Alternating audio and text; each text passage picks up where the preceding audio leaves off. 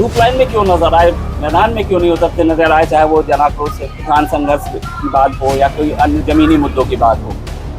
हरप्रसाद अनुरागी जमीनी संघर्ष करते क्यों नहीं नजर आए कि वो गौशाला चूंकि सरकार आपकी थी, उन्होंने चालू किया था, उसको क्रियान्वयन क्यों नहीं कर पाए, जमीनी लड़ाई क्यों नहीं लड़ पाए।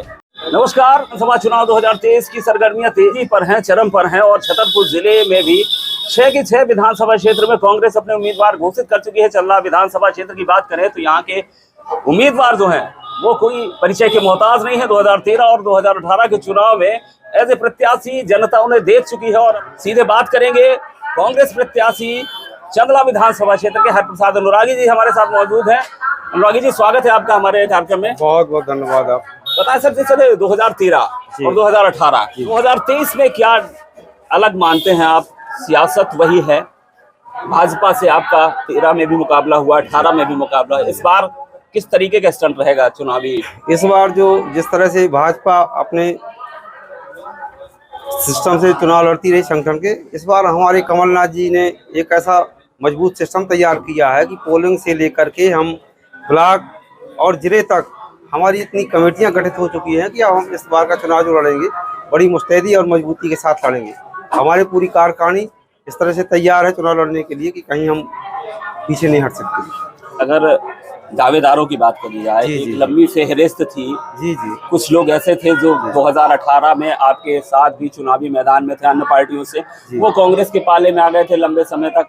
कुछ लोगों ने जमीनी जमकर संघर्ष भी किया, मेहनत की, पार्टी के लिए काम भी किया। हरप्रसाद अनुरागी वहाँ लूप लाइन में क्यों नजर आए, मैदान में क्यों नहीं उतरते नजर आए, चाहे वो जन आक्रोश किसान संघर्ष की बात हो या कोई अन्य जमीनी मुद्दों की बात हो। जो भी हमारे साथी लोग लगे रहे, हम उन सभी के कार्यक्रम में लगभग जाते रहे और सभी से अपना मिलना जुलना रहा। हम विशेषकर हमारा जो लगाव रहा हर गांव और हर गली से, जनता से रहा। हम एक वर्ग से लेकर हर वर्ग में अपना जाते आते रहे और उनसे पूरी कांग्रेस की नीतियां बताते रहे और ये हम उनको बताते रहे कि हम कहीं किसी से अलग नहीं है। जो हमारे भाई लगे हैं वो हमारे सब सहयोग में हैं, सब अपनी पार्टी के सहयोग के लिए लगे हैं, कोई दूसरे गैर नहीं है। इसी तरह हम काम करते रहेंगे, आगे भी हम इसी तरह काम करना चाहते हैं। 2013 में जो स्थितियां थी जी, वो आपके बहुत ज्यादा विपरीत थी। जी। बड़े एक लंबे अंतराल से आपको हार का सामना करना पड़ा था। 18 में आपने उसे रिकवर किया, एक सिंपैथी थी लोगों की आपके प्रति और आप जीत के कगार तक पहुंचते पहुंचते हार गए। क्या जी। देश में क्या ऐसा एस्टेब्लिश किया है आपने? जब जनता में कोई नया झूठ आता है तो नया झूठ में लोग विश्वास में फंस जाते हैं और वो झूठ जब सच साबित नहीं होता है तो लोग फिर पीछे हट जाते हैं। यही हुआ 2013 में। उन्होंने एक नया सपना दिखाया, हम इस तरह का व्यवस्था करेंगे, रोजों की व्यवस्था करेंगे, ना जाने कितनी व्यवस्थाएं संभालने के लिए यहाँ ये बातें, कहीं रोजों की, गायों की, कहीं किसी चीज़ की। और जब वो अपने उसमें खड़े नहीं उतरे तो लोग समझ गए कि ये तो झूठी बातें हैं। जब 2018 में हमारी कांग्रेस की सरकार बनी, कमलनाथ जी ने जो वचन पत्र मिलेगा उसको पूरा किया। 2013 का जो चुनाव था वो पूरा गौवंश और नीलगायों पे लड़ा गया था। 18 में जब कांग्रेस सरकार आती है तो गौशालाएं बनाई गई पूरे प्रदेश में, इवन चंदला विधानसभा क्षेत्र वो गौशालाएं संचालित नहीं है आज भी। हरप्रसाद अनुरागी जमीनी संघर्ष करते क्यों नहीं नजर आए कि वो गौशाला चूंकि सरकार आपकी थी, उन्होंने चालू किया था, उसको क्रियान्वयन क्यों नहीं कर पाए, जमीनी लड़ाई क्यों नहीं लड़ पाए? क्या है, हमारा जो संगठन है, हम संगठन में काम करते रहे और जमीनी लड़ाई अब हम क्या करें, हमारी सरकार नहीं रही तो हम तो लड़ाई लड़ने के लिए पूरा तैयार थे। हमने सबसे पहला प्रस्ताव दिया था सिंचाई के लिए, हमने भी प्रस्ताव यही दिया था, गौशालाओं वाला जो हमने सुझाव दिया था हम सब लोगों ने मिलकर के दिया था। लेकिन अब हमारी कुछ ऐसा दुर्भाग्य रहा लोगों का, हमने तो सरकार बना के तो भेजी लोगों ने, लेकिन हमारी सरकार गिर गई, इस वजह से हम नहीं पूर्ण कर पाए। बाकी कोई ऐसी बात नहीं थी, हम जनता के बीच रहे। जनता हमारी एक पहचान है जनता में, ऐसा भी नहीं है।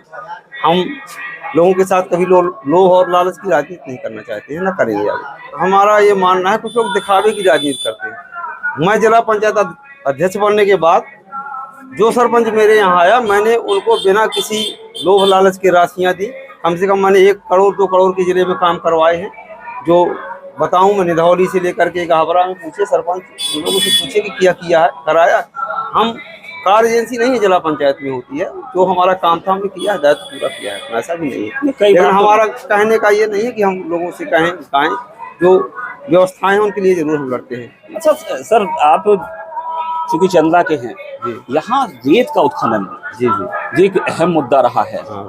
प्रदेश में पूरे चर्चित रहा चंदा विधानसभा क्षेत्र। जी जी कांग्रेस सरकार आई थी तो कांग्रेस के भी बहुत से लोग वहां रेत की नदी में उतरे हुए नजर आए, बहुत से ऑडियो वायरल हुए, बहुत सी बातें हैं। भाजपा भी नहीं हुआ, वो तो ठीक है। आप किस तरीके से क्या देखते हैं इस पूरे, कितना लाभ मिल पाया क्षेत्रीय लोगों को? क्योंकि बाहर वाले तो ले गए पैसे, उत्खनन कर ले गए।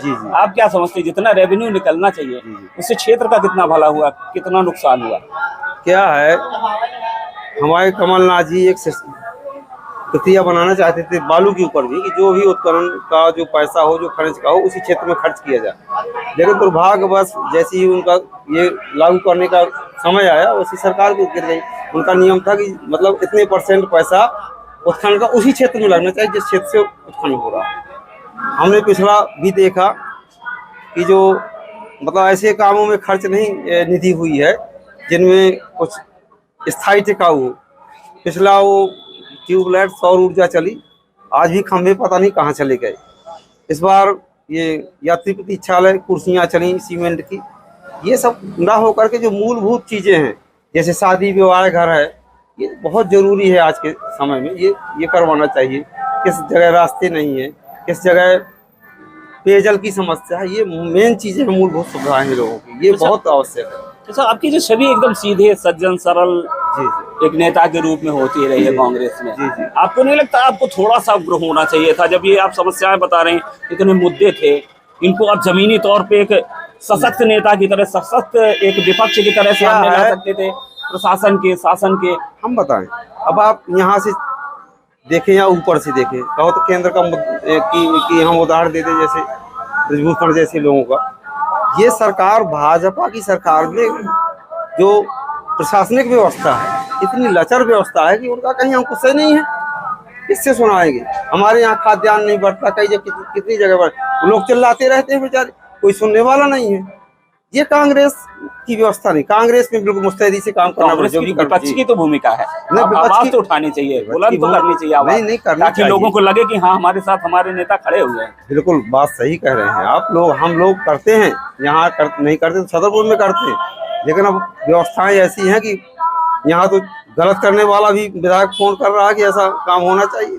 तो पता नहीं कितना आखिरकार ये सरकार में। अच्छा, हरप्रसाद अनुरागी जो जनप्रतिनिधि बन के अगर आए, ये जिस तरीके से जनता ने आपको जनाधार दिया, आशीर्वाद दिया, जी, क्या सोच रखा है, क्या प्लान था कि मेरे क्षेत्र में ये सबसे पहले या ये बेसिक जरूरत है, ये मैं करूंगा? सबसे पहले देखिए क्या है, जो किसानों की समस्या है, सबसे मूल समस्या है किसानों की। जैसे गौरहार सर्किल है हमारा, माने सिंचाई के साधन से बिल्कुल मतलब कि अछूता है, और बारीगढ़ वाला हमारा अछूता है। हमारे यहाँ बहुत पहले जब मोतीलाल वोरा जी थे, एक यहाँ से सिंचाई उत्पादन योजना का शुरुआत की थी, और वो पता नहीं किन कारणों के कारण नीचे फ्लॉप हो गई। तो मेरा तो पहला मुद्दा है कि मैं गौरहार क्षेत्र के लिए पानी की सुविधा के लिए लड़ाई लड़ूंगा।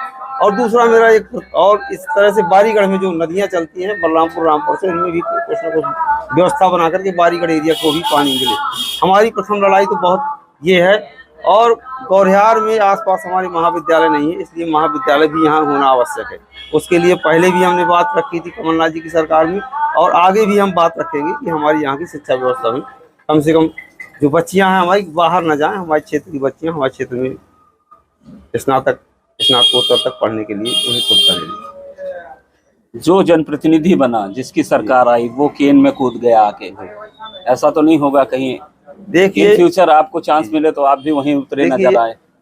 इस बार जो भरोसा पार्टी ने किया है, तो हम कोई जागीर खड़ी करने के लिए नहीं हम सेवा कर रहे हैं।